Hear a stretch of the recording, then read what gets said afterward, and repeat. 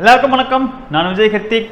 Duty to express our opinion அப்படிங்கிறது ஒவ்வொரு மனிதனும் கடைபிடிக்க வேண்டிய ஒன்று அப்படின்னு நான் நினைக்கிறேன். அதோடைய விளைவு தான் இந்த விஜய் ஹர்த்திக் கார் அப்படிங்கிற சேனலில் பார்த்துட்ருக்கீங்க. இன்றைக்கி ஒரு முக்கியமான டாபிக் பார்க்க போகிறோம். வாங்க வீடியோக்குள்ளே போய் டீட்டெயிலாக பார்க்கலாம்.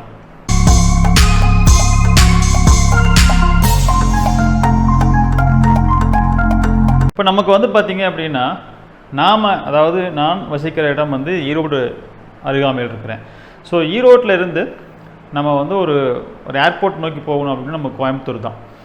ஸோ கோயம்புத்தூர் விட்டோம் அப்படின்னா அடுத்தது நமக்கு சென்னை தான். ஸோ லிமிட்டெட் ஃப்ளைட்ஸ் நம்ம கோயம்புத்தூரில் இருக்கும். ஸோ நீங்கள் நிறையா வேறு கண்ட்ரிகள்லாம் போகணும் அப்படின்னா, அதாவது இன்டர்நேஷ்னல் ஏர்போர்ட்டு தான் கோயம்புத்தூருடைய ஏர்போர்ட். பட் இருந்தாலும் லிமிட்டெட் ஃப்ளைட்ஸ் தான் இருக்கும். அதே சில ஃப்ளைட்ஸ் எல்லாம் நீங்கள் சென்னை போனால் தான் அங்கேருந்து நீங்கள் போக முடியும் அப்படிங்கிற ஒரு சூழ்நிலை இருக்குது. அப்போ கம்பேர் பண்ணி பார்த்தோம் அப்படின்னா இங்கேருந்து நம்ம சென்னை போகணுன்னா கிட்டத்தட்ட 450 கிலோமீட்டர் அந்த பக்கம் போகணும். ஸோ ஓகே, நமக்கு அவைலபிளாக இருக்கிற என்ன ஃப்ளைட் அவைலபிள் இருக்கோ அதை எடுத்துகிட்டு நம்ம அந்த ஃப்ளைட் மூலிமா நம்ம ஒரு நாட்டுக்கு போகலாம் அப்படின்னா நம்ம கோயம்புத்தூர் போகலாம். அப்படி இந்த பக்கம் போனால் பெங்களூர் போகலாம். இது மாதிரியான ஒரு சூழ்நிலை இருக்குது. நம்ம சேலத்தில் ஒரு ஏர்போர்ட் இருக்குது. ஆனால் அந்த ஏர்போர்ட்டுடைய நிலவரம் அப்படிங்கிறது பார்த்தோம் அப்படின்னா ஒரு ஆக்டிவாக கிடையாது. அது எப்போ ஓப்பனில் இருக்கும், எப்போ க்ளோஸில் இருக்குன்னு தெரியாத சூழ்நிலை இருக்குது. ஸோ ஒரு கோயம்புத்தூர் ஏர்போர்ட் அளவுக்கு சேலம் ஏர்போர்ட் அப்படிங்கிறது அவ்வளோ ஒரு செயல்பாட்டில் இல்லை அப்படின்னு சொல்லலாம். ஸோ இதனால் இந்த சரௌண்டிங், இந்த பெல்ட்டு நம்ம ஈரோடுக்கு அப்புறம் நாமக்கல், அப்புறம் சேலம், ஸோ இவங்க எல்லாமே ஒரு ஏர்போர்ட்டை நோக்கி வரணும் அப்படின்னா ஆப்ஷன் ஒன்றே ஒன்று, அவங்களுக்கு இப்படி வரணும் அப்படின்னா நம்ம கோயம்புத்தூர் இல்லை பெங்களூர் அப்படி இருக்குது, இல்லை சென்னை அப்படி இருக்குது. ஸோ இது மாதிரியான ஒரு சூழ்நிலை இருக்கும்போது நமக்கு பார்த்திங்க அப்படின்னா நம்ம தமிழகத்தினுடைய சிஎம் திரு ஸ்டாலின் அவர்கள் அடுத்த ஒரு ஏர்போர்ட் லொக்கேஷன் ஓசூர், அங்கே ஒரு பன்னாட்டு விமானம் நமக்கு விமான நிலையம் ப்ரோக்ராம் பண்ண போகிறோம் அப்படின்னு சொல்லிட்டு அவர் ஒரு அனௌன்ஸ்மெண்ட் பண்ணியிருக்காரு. இது நம்ம யோசித்து பார்க்கும்போது மீண்டும் நாம் ஒரு இன்டர்நேஷ்னல் ஏர்போர்ட்டுக்கு நம்ம போகணும் அப்படின்னு கோயம்புத்தூர் விட்டுட்டோம் அப்படின்னா ஓசூர் தான். ஸோ ஓசூருக்கு அருகாமையில் நமக்கு பெங்களூர் இருக்குது. ஸோ பெங்களூரில் நமக்கு ஆல்ரெடி இன்டர்நேஷ்னல் ஏர்போர்ட் இருக்குது. அப்போ பார்க்கும்போது ஓசூருக்கும் நம்ம பெங்களூருக்கும் இருக்க அந்த கிலோமீட்டர் டிஸ்டன்ஸை கம்பேர் பண்ணி பார்த்துட்டாவது அவங்க என்ன பண்ணலாம். ஸோ எல்லாருக்கும் இப்போ ஓசூர்லேருந்து அவங்க சேலம் வர்றது அப்படிங்கிறது பார்க்கும்போது கிட்டத்தட்ட ஒரு கம்ஃபர்டான ஒரு கிலோமீட்டர்ஸ் தான் இருக்கும். அதே பெங்களூர் போகிறது அப்படின்னாலும் அவங்களுக்கு ஒரு கம்ஃபர்டான டிஸ்டன்ஸ் தான் இருக்கும். அப்போ ஓசூர் மக்கள் எல்லாமே அவங்க பெங்களூர் போய் பெங்களூர்லேருந்து எந்த கண்ட்ரிக்கு வேணால் போய்க்கலாம் அப்படிங்கிற மாதிரி சூழ்நிலை இருக்கும்போது இப்போ ஓசூரில் ஒரு இன்டர்நேஷ்னல் நமக்கு விமான நிலையம் ஏற்படுத்துவது என்பது எந்த அளவுக்கு அது நமக்கு யூசேஜ் அப்படின்னு நமக்கு தெரியல. ஏன்னா ஆல்ரெடி சேலத்தில் இருக்கிற அந்த ஏர்போர்ட்டை துரிதப்படுத்தலாம். அதை ஒரு எல்லா வகையான ஃப்ளைட்டும் அங்கே வந்துட்டு போகிற மாதிரியான ஒரு வசதி ஏற்படுத்தி கொடுத்து அந்த ஏர்போர்ட்டை மக்கள் யூஸ் பண்ண வைக்கலாம். ஸோ அதையெல்லாம் பண்ணாமல் அவங்க ஓசூருக்கு ஒரு விமான நிலையம் அப்படிங்கிறது ஏற்படுத்தினது அப்படிங்கிறது நம்ம இன்றைக்கி அதை பற்றி தான் பார்க்க போகிறோம். அதுபோல் நமக்கு மதுரையில் ஏர்போர்ட் இருக்குது. அப்போ அதுக்கப்புறம் திருச்சியில் இருக்குது. இது மாதிரி எல்லாமே இங்கே ஈரோடு பெல்ட்லேருந்து கம்பேர் பண்ணி பார்த்தோம் அப்படின்னா சேலம்னாலும் திருச்சி தூரம், மதுரை தூரம், ஈரோடுனாலும் திருச்சி தூரம், மதுரை தூரம், இப்படி போனால் கோயம்புத்தூர் தூரம், சென்னை பார்த்தா அது எல்லா விட தூரமாக இருக்கும். அதோட பெங்களூர் இப்படிலாம் இருக்கிற மாதிரி சூழ்நிலையில் நமக்கு சேலத்தில், ஏன்னா இன்றைக்கி சேலம் ஒரு மெட்ரோ சிட்டியை அனௌன்ஸ் பண்ணிட்டாங்க. மெட்ரோ சிட்டியை அனௌன்ஸ் பண்ண அந்த சிட்டியில் ஆல்ரெடி ஏர்போர்ட் அப்படிங்கிறது இருக்கிறது. ஆனால் அந்த ஏர்போர்ட் என்பது ஒரு நம்ம அதே சொன்ன மாதிரி அது ஒரு ஆக்டிவாக இல்லை. அதை ஆக்டிவ் படுத்துறதை விட்டுட்டு இப்போ ஓசூரில் ஒரு விமான நிலையம் அப்படிங்கிறது ஏன், எதுக்காக இப்படி ஒரு முடிவு ஒரு அரசாங்கம், ஒரு கவர்மெண்ட் அப்படி முடிவு எடுக்குதுன்னா அப்போ ஓசூரில் ஏதோ சம்திங் நடக்குது, ஏதோ பிஸ்னஸ் அதனுடைய க்ரோ அதிகமாக இருக்கிறது, அதனால தான் ஓசூரை சைட் பண்ணுறாங்களா அப்படிங்கிற ஒரு கேள்வி வருது. அது சார்ந்து நமக்கு ஒரு செய்தி வந்திருக்கு. அதை நான் அப்படியே உங்களுக்கு படிக்கிறேன். அந்த நியூஸ் அப்படியே நீங்கள் என்ன உள்ள ஏன் ஓசூர் சைட் பண்ணாங்க அப்படிங்கிறதுக்குள்ள ரீசன் நம்ம சிஎம் சொல்லியிருக்காரு. வாங்க அதை போய் பார்க்கலாம். சிஎம் கொடுத்த அந்த அவருடைய அறிக்கையை நான் அப்படியே படிக்கிறேன். ஓசூரில் பார்த்திங்கன்னா 2000 ஏக்கர் பரப்பில் பன்னாட்டு விமான நிலையம் அமைக்கப்படும். திருச்சியில் உலகத்தரம் வாய்ந்த மாபெரும் நூலகம், அறிவுசார் மையம் கருணாநிதி பெயரால் அமைக்கப்படும் என்று சட்டப்பேரவையில் முதல்வர் ஸ்டாலின் அறிவித்துள்ளார். இதை தொடர்பாக பேரவையில் விதி 110 கீழ் முதல்வர் ஸ்டாலின் நேற்று வெளியிட்ட அறிவிப்பு, தொழில் தொடங்குவதற்காக உலகம் முழுவதும் இருந்து பல்வேறு நிறுவனங்கள் தமிழகத்தை நோக்கி வந்து கொண்டே இருக்கின்றன. இந்த நிறுவனங்கள் மூலம் தமிழகத்தின் தொழில்துறை வளர்ச்சி அடைவதுடன் தமிழக இளைஞர்களுக்கு வேலை வாய்ப்பும் கிடைக்க வாய்ப்புள்ளது, அது கிடைத்து வருகிறது. கடந்த 2022ஆம் ஆண்டுக்கான ஏற்றுமதி தயார் நிலை குறியீட்டில் நாட்டிலேயே தமிழகம் முதல் மாநிலமாக முன்னேறி உள்ளது. மோட்டார் வாகனங்கள், உதிரி பாகங்கள், தோல் பொருட்கள், மின்னணு பொருட்கள் ஏற்றுமதியில் முதன்மை மாநிலமாக உள்ளது நம்ம தமிழகம். பார்த்து இதை வந்து நம்ம தமிழ்நாடு அந்த அளவுக்கு தொழிலில் முன்னேறிட்டே வருது அப்படின்னு சொல்கிறாரு. இதில் வந்து பார்த்திங்க அப்படின்னா புத்தொழில் வளர்ச்சிக்கான மாநிலங்களின் தரவரிசையில் 2020இல் கடைசியில் இருந்த தமிழகம் தற்போது சிறந்த செயற்பாட்டாளர் அந்தஸ்துடன் முதலிடம் பெற்றுள்ளது அப்படின்னு சொல்கிறார். வந்து 2020இல் ரொம்ப பின்தங்கி இருந்த நம்ம ஸ்டேட்டு தமிழ்நாடு ஸ்டேட்டு வந்து பார்த்திங்க அப்படின்னா இப்போது 2024 அதாவது 22க்கு அப்புறமே அது வளர்ச்சி அடைஞ்சு இப்போ வந்து முதல் நம்ம இந்தியாவிலே எல்லா ஸ்டேட்டை விட நம்ம தமிழ்நாடு தான் வந்து தொழிலில் வந்து நல்லா வளர்ந்து நிற்குது அப்படின்னு சொல்கிறாரு.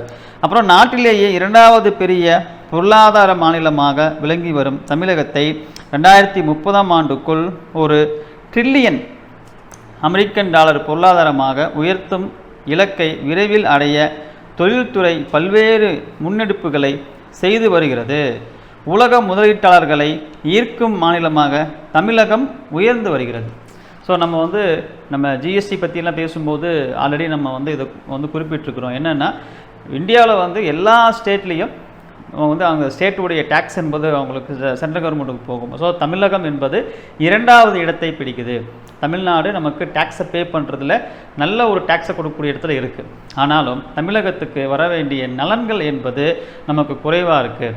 ஏன் காரணம் என்னென்னா எந்த மாநிலத்தில் நலிவடைந்திருக்குதோ, எந்த மாநிலத்தில் அவர்களுக்கு வந்து நிறையா வந்து அந்த மாநிலத்தை வந்து நம்ம தூக்கி நிறுத்த வேண்டிய மாநிலங்கள் அப்படின்னு சொல்லிட்டு சென்ட்ரல் கவர்மெண்ட் முடிவெடுத்த மாநிலங்களுக்கு அவங்களுக்கு நிறையா சப்சிடி கொடுத்து அவர்கள் தொழில் துவங்குவதற்கான நிறையா முன்னெடுப்புகளை செய்து நம்ம தமிழகத்துக்கு நம்ம கொடுத்த டேக்ஸையே சரியாக செய்து தராமலும், அதாவது சென்ட்ரல் கவர்மெண்ட் மூலிமா வர வேண்டிய அந்த நிதி சரியாக வந்து சேராமலும் தாமதமாகிறதும், தமிழகத்துக்கு கொடுக்க வேண்டிய அந்த நன்மைகள்லாம் இருக்கு இல்லையா, தமிழகத்துக்கு சென்ட்ரல் கவர்மெண்ட் செய்ய வேண்டிய நிறைய கமிட்மெண்ட்டுகள்லாம் செய்யாமலும் இருக்குது அப்படின்னு சொல்லிட்டு நம்ம ஸ்டேட் கவர்மெண்ட்டும் அதுக்கான சென்ட்ரல் கவர்மெண்ட்டும் 2 பேர்த்துக்குள்ளே ஒரு டிபேட் போயிட்டு இருந்தது. அதுக்கெல்லாம் நம்ம வந்து ஒரு விளக்கமெல்லாம் வந்து இவங்களும் கொடுத்தாங்க, அவங்களும் வந்து கொஸ்டின் கேட்டாங்க. அதாவது சென்ட்ரல் கவர்மெண்ட்டில் வந்து நம்மளுடைய நிதி அமைச்சர் நிர்மலா சீதாராமன் அவங்க என்ன பண்ணாங்க, அவங்க வந்து ஒரு விளக்கம் கொடுத்தாங்க. யாருக்கு நம்மளுடைய தமிழகத்தில் வந்து உதயநிதி ஸ்டாலின் அவர்கள் வந்து கேட்ட சில கேள்விகளுக்கு. ஸோ இதெல்லாம் தான் நமக்கு வந்து என்ன சொல்கிறாங்க, தமிழ்நாட்டில் அதிகமான ஸ்டேட் கொடுக்குறோம், அதாவது அதிகமான வந்து டேக்ஸை கொடுக்குறோம் நம்ம தான். ஆனால் நமக்கு பெனிஃபிட்ஸ் வராமல் டேக்ஸே வராத நிறைய பாப்புலேஷன் இருக்குது அந்த ஸ்டேட்டில். ஆனால் டேக்ஸு கவர்மெண்ட்டுக்கு வருமானமாக வரதில்லை. உதாரணத்துக்கு பீகார் எடுத்துக்கலாம், வேறு மாநிலங்களில் எடுத்துக்கலாம். அங்கெல்லாம் வந்து நிறையா அவர்கள் வந்து கவர்மெண்ட்டு சென்ட்ரல் கவர்மெண்ட் என்ன பண்ணுறாங்க, நிறையா ஸ்கீம் அனௌன்ஸ் பண்ணி அந்த மாநிலத்துக்கு நிறையா நிதி ஒதுக்குறாங்க. ஆனால் தமிழகத்துக்கு ஒதுக்குறதில்ல அப்படிங்கிற குற்றச்சாட்டு முதல் இருந்துச்சு. இப்போ அதுதான் நம்ம முதலமைச்சர் என்ன சொல்கிறாரு, தமிழகம் என்பது உலக முதலீட்டாளர்கள் அனைவரையும் ஈர்க்கக்கூடிய ஒரு மாநிலமாக இப்போது விளங்கி வருது அப்படின்னு சொல்லிட்டு அனைத்து மாவட்டங்களிலும் தொழில்களை பரவலாக உருவாக்கி வருகிறோம். இதில் மின்னணு மற்றும் மின் வாகனங்கள் உற்பத்தி துறையில் ஓசூர் கடந்த சில ஆண்டுகளில் முதலீடுகளை அதிக அளவில் ஈர்த்து வருகிறது.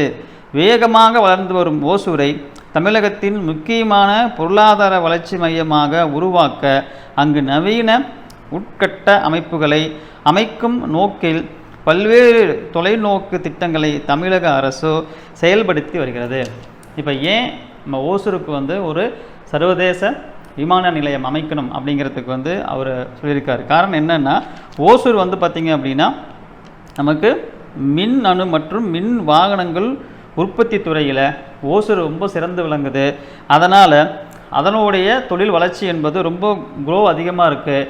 இப்போ ஒருத்தவங்க வந்து இன்டர்நேஷ்னல் ஒரு முதலீட்டாளரோ இல்லை வந்து இது மாதிரியான தொழில் வளர்ச்சி அடைய வேணும்னு சொல்லிட்டு அதுக்கு இப்போ இப்படி நம்ம வந்து உலக முதலீட்டாளர்கள்லாம் ஈர்க்கிறோம். அப்போது நமக்கு வந்து இந்த மின் வாகன உற்பத்தி சார்ந்த அந்த விஷயங்கள் வந்து ஓசூரில் அதிகமாக இருக்கிறதுனால ஒரு நமக்கு இன்டர்நேஷ்னல் ஏர்போர்ட் இருந்துன்னு வச்சுக்கோங்களேன், அவங்க வந்து பெங்களூர் வந்து அப்புறம் ஓசூர் வர வேண்டியதில்லை, இல்லை சென்னையிலேருந்து ஓசூர் போக வேண்டியதில்லை. அப்போது இன்டர்நேஷ்னல் ஏர்போர்ட் அங்கே இருந்துச்சுன்னா அந்த ஓசூர் நல்ல ஒரு பிஸ்னஸ் க்ரோவிங் வந்து சொல்கிற மாதிரி நல்லா வளர்ந்து வருதுங்கும் போது நாம் அதில் இது மாதிரியான விஷயங்கள்லாம் செய்யும்போது நமக்கு வளர்ச்சி என்பது நமக்கு இன்னும் அபரிதமாக இருக்குங்கிறதுனால ஓசூரை நாம் ஒரு அந்த கிட்டத்தட்ட மெட்ரோ சிட்டியாக அனௌன்ஸ் பண்ணி அதுக்கு வந்து ஒரு நிறைய விஷயங்களை செய்யணும் அப்படின்னு சொல்லிட்டு இன்டர்நேஷ்னல் விமான நிலையத்தோடு நிறைய விஷயங்கள் செய்யணும் அப்படின்னு சொல்கிறாரு. அடுத்தது ஆண்டுக்கு 3 கோடி அதாவது பயணிகள் அப்படின்னு போட்டிருக்காரு. இந்த வகையில் ஓசூருக்கான ஒரு புதிய பொருள் திட்டம் மாஸ்டர் பிளான் தயாரிக்கப்பட்டு நிறைவடையும் நிலையில் உள்ளது. ஓசூர் மட்டுமின்றி கிருஷ்ணகிரி, தர்மபுரி பகுதியின் ஒட்டுமொத்த சமூக பொருளாதார வளர்ச்சிக்கு உதவும் வகையில் ஓசூரில் ஒரு விமான நிலையம் அமைப்பது அவசியம் என அரசு கருதுகிறது. எனவே ஓசூரில் 2000 ஏக்கர் பரப்பில் ஆண்டுக்கு 3 கோடி பயணிகளை கையாளக்கூடிய வகையில் ஒரு பன்னாட்டு விமான நிலையம் அமைக்கப்படும். எத்தனை கோடி? கிட்டத்தட்ட வந்து பார்த்திங்கன்னா ஒரு ஆண்டுக்கு 3 கோடி பேர் அங்கே வந்து அந்த ஏர்போர்ட்டில் வந்து மக்கள் கிராஸ் ஆவாங்களாம். அவ்வளோ பாப்புலேஷன் கிராஸ் ஆகிற அளவுக்கு கிட்டத்தட்ட 2000 ஏக்கரில் ஒரு பன்னாட்டு விமான நிலையம் வந்து அமைக்கிறது அப்படிங்கிறது எவ்வளோ பெரிய விஷயம் அப்படின்னு பாருங்கள்.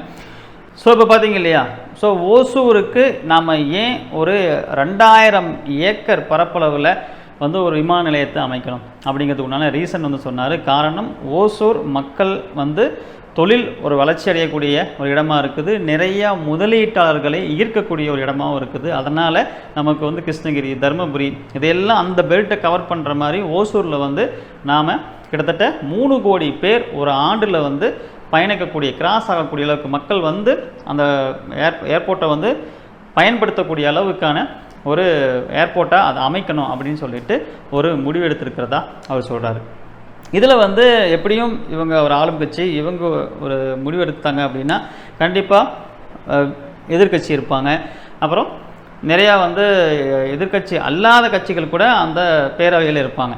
அப்போ நம்ம EVKS இளங்கோவன் அவர் என்ன சொல்கிறாரு அப்படின்னா, ஓசூருக்கு பக்கத்தில் இருக்கிற பெங்களூரில் ஆல்ரெடி ஏர்போர்ட், இன்டர்நேஷ்னல் ஏர்போர்ட் இருக்குது. ஸோ அங்கேருந்து அவங்க வந்து அப்படியே ஓசூருக்கு வந்துடுறதுங்கிறது ஒரு பெரிய விஷயம் கிடையாது.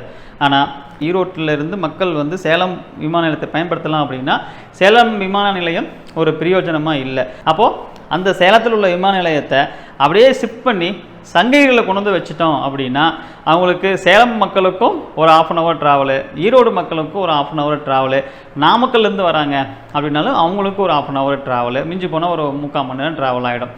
ஸோ திருச்செங்கோடு இந்த மாதிரியான பெல்ட், இந்த பெல்ட் எல்லாத்துக்கும் என்ன ஆகிடும், பவானி, அப்புறம் நம்ம ஈரோடு டிஸ்ட்ரிக் ஃபுல்லாகவே எடுத்துக்கலாமே, அது எல்லாமே என்ன ஆகிடும், அவங்களுக்கு வந்து பக்கமாக ஆகிடும் அப்படின்னு சொல்லிட்டு அவர் ஒரு கருத்தை இதை பரிசீலனை பண்ணுங்க அப்படின்னு சொல்லிட்டு வந்து நிறையா அவர் கருத்து சொல்கிறாரு. இன்னும் நிறையா பேர் வந்து இதையெல்லாம் வந்து கண்டிப்பாக அவங்களுடைய கருத்தையெல்லாம் சொல்லுவாங்க. ஸோ நீங்கள் என்ன நினைக்கிறீங்க, ஓசூருக்கு இப்போ ஒரு 2000 ஏக்கரால் நமக்கு வந்து ஒரு விமான நிலையம் என்பது தேவையா, இல்லை செயல்பாட்டில் இல்லாத, அதாவது இருந்து இயங்காமல் இருக்கக்கூடிய சேலம் விமான நிலையத்தை துரிதப்படுத்தி அதை வந்து விரிவுபடுத்தி அதற்கு வந்து இன்டர்நேஷ்னல் ஃப்ளைட் எல்லாமே வந்து போகிற மாதிரியான ஏற்பாடு செய்தால் ரொம்ப பயனுள்ளதாக இருக்கும் அப்படின்னு சொல்லிட்டு நினைக்கிறீங்களா? நீங்கள் என்ன நினைக்கிறீங்க அப்படிங்கிறத கமெண்டில் சொல்லுங்கள். என்ன நடக்குது, அடுத்தது அரசாங்கம் இப்படி ஒரு முன்னெடுப்பு எடுத்துருக்குறாங்க, பல பேருடைய கருத்தை அவங்க அது கருத்துக்கு செவிசாய்த்து இல்லாது அந்த ப்ரோக்ராமை சேஞ்ச் பண்ணுவாங்களா என்ன அப்படிங்கிறது நம்ம பொறுத்திருந்து பார்க்கலாம். இன்னொரு வீடியோவில் மீண்டும் சந்திக்கிறேன். எல்லாருக்கும் வணக்கம், பாய்.